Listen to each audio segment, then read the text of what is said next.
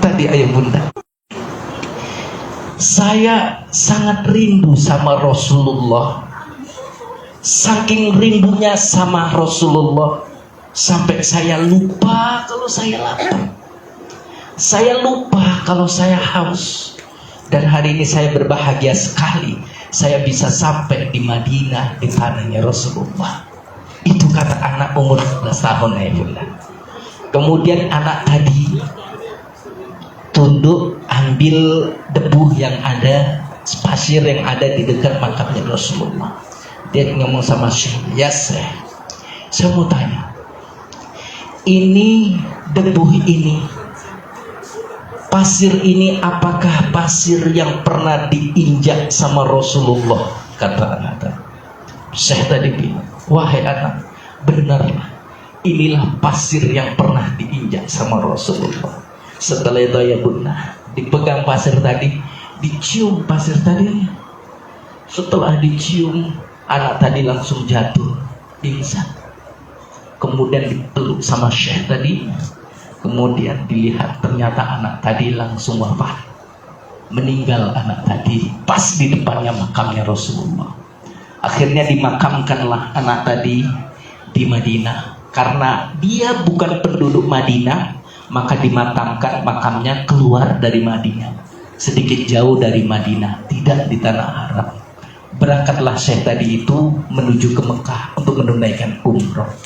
Sesampainya di Mekah ya bunda, selesai melaksanakan ibadah umroh, akhirnya Syekh tadi itu kok merasa dalam hatinya, saya kok kangen sama anak yang kemarin meninggal itu, kangen sekali dengan makamnya, saya kepingin ziarah. Pulanglah dia. Sebelum dia pulang sampai di Madinah, kemudian diziarahilah makam anak tadi itu, dicari makam anak tadi. Tempat dimakamkan anak tadi dicari, tidak ada lagi makamnya di situ ya bunda. Kemudian dicari, tidak nampak lagi makamnya, kemana? Akhirnya ditelusuri, ya bunda, kemana makamnya? Ternyata makam tadi yang begitu jauh dari makamnya Rasulullah, Allah pindahkan makam itu ketika Syekh tadi berangkat ke Mekah. Makam tersebut mendekat ke makamnya Rasulullah. Dulu makam itu masih ada di seberang jalan di Masjid Nabawi, dan makam itu sekarang mendekat ke makamnya Rasulullah. Itulah luar biasanya ya bunda. Orang kalau mencintai seseorang, maka Allah akan takdirkan orang tersebut di situ. Jadi anak tadi itu ya bunda, makamnya sekarang mendekat kepada Rasulullah. Tadinya dimakamkan di luar tanah haram, sekarang sudah masuk ke tanah haram. Inilah cinta. Selama 2 minggu tidak makan dan bisa menahan haus dan lapar hanya untuk ketemu dengan Rasulullah. Dan ayah bunda, alhamdulillah pada hari ini Bapak Ibu semuanya hadir di Madinah dengan begitu banyak cobaan yang sudah dilakukan. Ada yang berangkat dari Aceh, ada berangkat dari Kalimantan Timur dan kemudian transit sampai di Madinah. Kemarin ada yang tadi malam sampai. Begitu banyak cobaan yang dilakukan. Orang-orang yang tadi malam pada saat sampai di Madinah dengan begitu capeknya kemudian tetap senyum dan dia mengucapkan, alhamdulillah saya sampai Madinah, insya Allah dosa-dosanya semuanya sudah diampunkan, amin.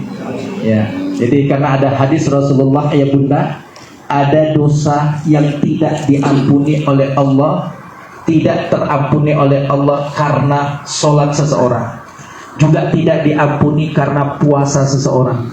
Bahkan umroh dan hajinya tersebut tidak bisa mengampuni dosa orang tersebut. Kemudian sahabat pun bertanya, wahai Rasulullah, kira-kira apa yang bisa mengampuni dosanya? Apa kata Rasulullah? Yang bisa mengampuni dosanya adalah sabar terhadap kesulitan hidup. Bisa jadi begitu susahnya ayah bunda kemarin untuk bisa sampai ke Madinah. Bahkan ada yang nabung sampai 50 tahun, ada yang nabung sampai 70 tahun. Bahkan mungkin ada hari ini yang diberangkatkan oleh anaknya. Anaknya mungkin belum sampai Madinah, tapi berkorban supaya mama saya bisa berangkat ke Madinah. Karena dia paham bahwa pengabdian terakhir seorang anak kepada orang tuanya adalah pada saat memberangkatkan orang tuanya umroh. Dia korban. Ada yang menabung mungkin sampai 70 tahun sampai akhirnya bisa sampai ke Madinah. Nah, itulah kesabaran terhadap itu semuanya, insya Allah dosa-dosa kita bisa diampunkan.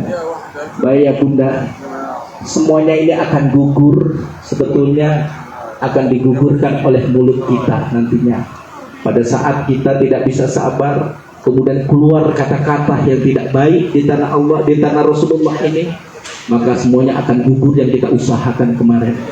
Ya, insya Allah para jamaah umroh PT Andalus, jangan sampai apa yang kita lakukan tadi itu gugur. Jangan sampai apa yang kita usahakan tersebut hancur sehingga kita tidak bisa mendapatkan apa-apa. Sabar yang ayah bunda rasakan, insya Allah akan dibalas oleh Allah Subhanahu wa Ta'ala. Ayah bunda, saya selaku direktur dari PT Andalus Al Haramain, saya mengucapkan mohon maaf yang sebesar-besarnya apabila dalam pelayanan kami yang tidak berkenan, kemudian fasilitas yang kita berikan mungkin tidak sepadan. Demi Allah kami tidak sengaja atas semuanya itu. Kami kepingin melayani ayah bunda yang sebaik-baiknya. Nah, cuma apabila tidak berkenan maka maafkanlah kami. Semoga kami bisa melayani ayah bunda sampai nanti umroh yang terakhir dan bisa mendapatkan predikat umroh makbul dan makbulah. Selamat datang di Madinah. Di hari kedua ini kita bermuhasabah, merenungi diri supaya kita bisa introspeksi diri, menolkan diri ayah bunda sebelum kita ketemu dengan Allah. Nah, karena orang yang berangkat umroh itu iman dulu, bukan umrohnya. Beda dengan sholat. Kalau sholat, semakin banyak sholat kita iman makin kuat. Tapi kalau umroh, kuatkan iman dulu, baru kita berangkat umroh. Makanya program dari PT Andalus selalu umrohnya itu ke Madinah dulu, ketemu dengan Rasulullah dulu, memperbanyak istighfar, memperbanyak selawat di depannya Rasulullah. Begitu iman mulai bagus, begitu kita sudah bisa menolkan diri kita, maka kita akan berangkat ke Makkatul Mukarramah sehingga kita bisa mendapatkan predikat umroh yang makbul dan makbul. Baik ayah bunda, dari saya demikian saja.